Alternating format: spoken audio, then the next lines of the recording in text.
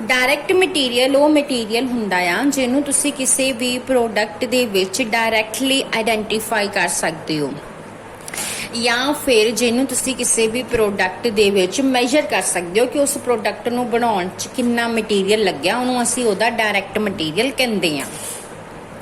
जिस तरह कि जिहड़ा तुहाडा लकड़ी दा फर्नीचर हुंदा आ उहदे विच कितनी लकड़ी लगी आ इहनूं तुसी आइडेंटिफाई कर सकते हो कि वो फर्नीचर जिहड़ा आ लकड़ी दा बनिया होया आ। ठीक है, लकड़ी दिखदी आ लगी हुई। एंड सैकेंड कितनी लकड़ी लगी हुई आ तुसी ये भी मेजर कर सकते हो। ठीक है, तो वो तुहाडा की हो गया direct material. So direct material is the material which can we identify in that product or which can be easily measured in that product ਉਹਨੂੰ ਅਸੀਂ ਕੀ ਕਹਿੰਦੇ ਆ direct material. So direct material ਦੇ ਵਿੱਚ ਹਰ ਤਰ੍ਹਾਂ ਦਾ ਰॉ ਮਟੀਰੀਅਲ ਆ ਜਾਂਦਾ ਜਿਸ ਤਰ੍ਹਾਂ ਜੂਟ ਹੋ ਗਿਆ। ठीक है, सैकेंड फ्रूट्स हो गए। ठीक है, एंड सैकेंड हो गया कि वो मटीरियल जिहड़ा किसी पर्टिकुलर जॉब लई स्पैसीफिकली खरीद के लिया गया आ ਉਹਨੂੰ भी ਅਸੀਂ डायरैक्ट मटीरियल कहने आ।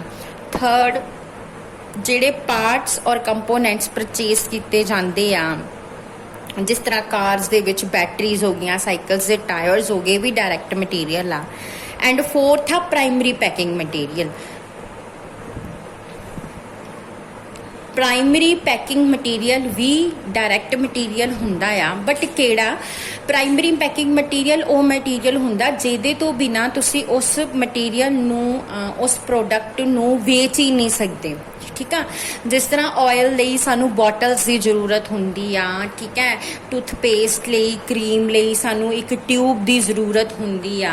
ਸ਼ੈਂਪੂ ਲਈ ਸਾਨੂੰ ਬੋਟਲ ਚਾਹੀਦੀ ਆ। ਮਿਲਕ ਲਈ ਸਾਨੂੰ ਪੈਕੇਟਸ ਚਾਹੀਦੇ ਨੇ। ਸੋ ਇਹ ਸਾਰੇ ਕੀ ਇਹ ਪ੍ਰਾਇਮਰੀ ਪੈਕਿੰਗ ਮਟੀਰੀਅਲ ਨੇ ਪਰ ਇਹਨਾਂ ਤੋਂ ਬਿਨਾ ਇਹ ਪ੍ਰੋਡਕਟ ਵੇਚੇ ਹੀ ਨਹੀਂ ਜਾ ਸਕਦੇ। ਸੋ ਇਹਨਾਂ ਨੂੰ ਵੀ ਡਾਇਰੈਕਟ ਮਟੀਰੀਅਲ ਹੀ ਕਿਹਾ ਜਾਂਦਾ ਆ। ਨੈਕਸਟ ਹੋ ਗਿਆ ਨੈਕਸਟ ਹੈ ਇਨਡਾਇਰੈਕਟ ਮਟੀਰੀਅਲ। ਇਨਡਾਇਰੈਕਟ ਮਟੀਰੀਅਲ ਉਹ ਮਟੀਰੀਅਲ ਹੁੰਦਾ ਆ ਜਿਹੜਾ ਕਿਸੇ ਪ੍ਰੋਡਕਟ ਨੂੰ ਮੈਨੂਫੈਕਚਰ ਕਰਨ ਦੇ ਲਈ ਯੂਜ਼ ਤਾਂ ਹੁੰਦਾ ਆ ਬਟ ਉਹਨੂੰ ਤੁਸੀਂ ਉਸ ਪ੍ਰੋਡਕਟ ਦੇ ਵਿੱਚ ਆਈਡੈਂਟੀਫਾਈ ਨਹੀਂ ਕਰ ਸਕਦੇ ਜਾਂ ਤੁਸੀਂ ਉਹਨੂੰ ਮੈਜਰ ਨਹੀਂ ਕਰ ਸਕਦੇ ਕਿ ਉਹ ਉਸ ਪ੍ਰੋਡਕਟ ਨੂੰ ਬਣਾਉਣ ਵਿੱਚ ਕਿੰਨਾ ਲੱਗਿਆ ਹੋਇਆ। ਉਹਨੂੰ ਅਸੀਂ ਕਹਿ ਦਿੰਦੇ ਆ ਇਨਡਾਇਰੈਕਟ ਮਟੀਰੀਅਲ। ਜਿਸ ਤਰ੍ਹਾਂ ਮੈਂ ਤੁਹਾਨੂੰ ਫਰਨੀਚਰ ਦੀ ਐਗਜ਼ਾਮਪਲ ਦਿੱਤੀ ਕਿ ਫਰਨੀਚਰ ਦੇ ਵਿੱਚ ਤੁਸੀਂ ਲੱਕੜੀ ਨੂੰ ਦੇਖ ਸਕਦੇ ਹੋ ਬਟ ਫਰਨੀਚਰ ਬਣਾਉਣ ਦੇ ਲਈ ਬਹੁਤ ਸਾਰੀਆਂ ਛੋਟੀਆਂ ਮੇਖਾਂ ਕਿੱਲਾਂ ਯੂਜ਼ ਕੀਤੀਆਂ ਜਾਂਦੀਆਂ। ਬਹੁਤ ਸਾਰਾ ਫੈਵੀਕॉल ਯੂਜ਼ ਕੀਤਾ ਜਾਂਦਾ ਜਿਹੜਾ ਕਿ ਤੁਹਾਨੂੰ ਉਸ ਪ੍ਰੋਡਕਟ ਵਿੱਚ ਲੱਗਾ ਦਿਖਦਾ ਨਹੀਂ ਹੈਗਾ।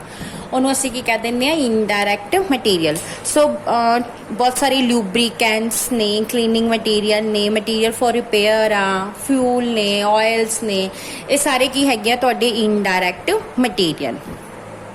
ਉਸ ਤੋਂ ਬਾਅਦ ਸੈਕਿੰਡ ਐਲੀਮੈਂਟ ਹੈ ਸਾਡਾ ਲੇਬਰ। ਲੇਬਰ ਨੂੰ ਵੀ ਅਸੀਂ ਫਰਦਰ ਦੋ ਕੈਟੇਗਰੀਜ਼ 'ਚ ਡਿਵਾਈਡ ਕਰਦੇ ਹਾਂ, direct labour and indirect labour. Direct labour वो लेबर हुंदी आ जिहड़े किसी भी प्रोडक्शन विच डायरैक्टली इंगेजड हुंदी आ, प्रोडक्शन च डायरैक्टली इनवॉल्वड हुंदी आ। फैक्ट्री दे अंदर जिथे प्रोडक्शन हो रही है उन्हां मशीनां ते प्रोडक्शन करन दे टाइम ते जिहड़ी लेबर काम कर रही आ उहनूं असीं की कह दिंदे आ डायरैक्ट लेबर। और इनडायरैक्ट लेबर किहड़ी आ जिहड़ी कि प्रोडक्शन दे विच डायरैक्टली इनवॉल्वड नहीं आ। जिस तरह फैक्ट्री दे बाहर गेट ते खड़ा होया गेट कीपर एक इनडायरैक्ट लेबर दी एग्जाम्पल आ, ਉਹ ਪ੍ਰੋਡਕਸ਼ਨ ਦੇ ਵਿੱਚ ਡਾਇਰੈਕਟਲੀ ਇਨਵੋਲਵ ਨਹੀਂ ਹੁੰਦਾ। ਸੋ ਡਾਇਰੈਕਟ ਲੇਬਰ ਦੇ ਵਿੱਚ ਕਿਹੜੀ ਲੇਬਰ ਆ ਸਕਦੀ ਆ ਜਿਸ ਤਰ੍ਹਾਂ labour engaged on actual production. Second labour engaged in aiding the manufacturing like supervision, maintenance, tool setting, transportation etcetera. And inspector or analyst ਜਿਹੜੇ ਸਪੈਸ਼ਲੀ ਕਿਸੇ ਪਰਟੀਕੂਲਰ ਪ੍ਰੋਡਕਸ਼ਨ ਲਈ ਰਿਕੁਆਇਰਡ ਹੁੰਦੇ ਆ ਉਹ ਵੀ ਡਾਇਰੈਕਟ ਲੇਬਰ ਦਾ ਹੀ ਪਾਰਟ ਹੈਗੇ ਆ। ਉਸ ਤੋਂ ਬਾਅਦ ਸੈਕਿੰਡ ਐਲੀਮੈਂਟ ਆ ਲੇਬਰ ਦਾ ਇਨਡਾਇਰੈਕਟ ਲੇਬਰ। ਇਨਡਾਇਰੈਕਟ ਲੇਬਰ ਕਿਹੜੀ ਲੇਬਰ ਆ ਜਿਹੜੀ ਕਿ ਡਾਇਰੈਕਟਲੀ ਇਨਵੋਲਵ ਨਹੀਂ ਹੈਗੀ। ਜਿਸ ਤਰ੍ਹਾਂ ਕਿ ਮੈਂ ਤੁਹਾਨੂੰ ਹੁਣੇ ਦੱਸਿਆ ਕਿ ਫੈਕਟਰੀ ਦੇ ਗੇਟ ਤੇ ਖੜਾ ਗੇਟ ਕੀਪਰ ਵੀ ਇਨਡਾਇਰੈਕਟ ਲੇਬਰ ਦੀ ਹੀ ਇੱਕ ਐਗਜ਼ਾਮਪਲ ਆ। ਉਸੇ ਤਰ੍ਹਾਂ ਆਫਿਸ ਦੇ ਵਿੱਚ ਜਿਹੜੇ ਤੁਹਾਡੇ ਕਲਰਕ ਕੰਮ ਕਰਦੇ ਨੇ, ਅਕਾਊਂਟੈਂਟਸ ਕੰਮ ਕਰਦੇ ਨੇ ਜਾਂ ਸੁਪਰੀਟੈਂਡੈਂਟ ਆ ਜਾਂ ਮੈਨੇਜਰਸ ਨੇ, ਸੀਨੀਅਰ ਮੈਨੇਜਰਸ ਨੇ, ਡਾਇਰੈਕਟਰਸ ਨੇ, ਇਹ ਸਾਰੇ ਹੀ ਇਨਡਾਇਰੈਕਟ ਲੇਬਰ ਦਾ ਹੀ ਪਾਰਟ ਹੁੰਦੇ ਆ। ਥਰਡ ਸਾਡਾ ਐਲੀਮੈਂਟ ਸੀਗਾ ਐਕਸਪੈਂਸ। और एक्सपेंस दियाँ भी दो कैटेगरीज ने, direct expense and indirect expense. So direct expense किहड़ा, जिहड़ा कि तुसी उस पर्टिकुलर प्रोडक्ट नूं डायरैक्टली चार्ज कर सकते हो, उन्होंने असीं डायरैक्ट एक्सपेंस कह दिंदे आ। सो डायरैक्ट मटीरियल ते डायरैक्ट लेबर तो इलावा जिहड़ा भी एक्सपेंस किसी पर्टिकुलर जॉब लई इनकर किया जाता है उन्होंने डायरैक्ट एक्सपेंसिस कहा जाता है। सो ये जिस तरह की तुसी रॉयल्टी पढ़ी आ पिछले साल, रॉयल्टी हो गई, एक्साइज ड्यूटीज़ हो गई, ये सारे की डायरैक्ट एक्सपेंसिस का ही पार्ट ने। हुण स्टूडेंट्स मैं तुहानूं ये दसना चाहती हाँ कि डायरैक्ट मटीरियल, डायरैक्ट लेबर और डायरैक्ट एक्सपेंसिस जो ने वो मिल के प्राइम कॉस्ट बनते हैं। वो किसी भी प्रोडक्ट की की ने प्राइम कॉस्ट। और इनडायरैक्ट मटीरियल, इनडायरैक्ट लेबर और इनडायरैक्ट एक्सपेंसिस नू ओवरहेड्स किया जाता है। की किया जाता है? ओवरहेड्स। सो ओवरहेड्स किहड़े ने, जिहड़ा भी कॉस्ट का इनडायरैक्ट पोर्शन आ, चाहे वो इनडायरैक्ट मटीरियल आ, इनडायरैक्ट लेबर आ या इनडायरैक्ट एक्सपेंसिस आ, जिन्होंने तुसी किसी भी प्रोडक्ट नूं आइडेंटिफाई नहीं कर सकते, प्रोडक्ट या उन्होंने कन्वीनियंटली चार्ज नहीं कर सकते, उन्होंने ओवरहेड्स किया जाता है। हुण इन्हां ओवरहेड्स नूं भी फरदर कुछ कैटेगरीज दे विच डिवाइड किया जाता है। सब तो पहला तुहाडे आंदे ने मैन्युफैक्चरिंग और प्रोडक्शन और वर्क ओवरहेड।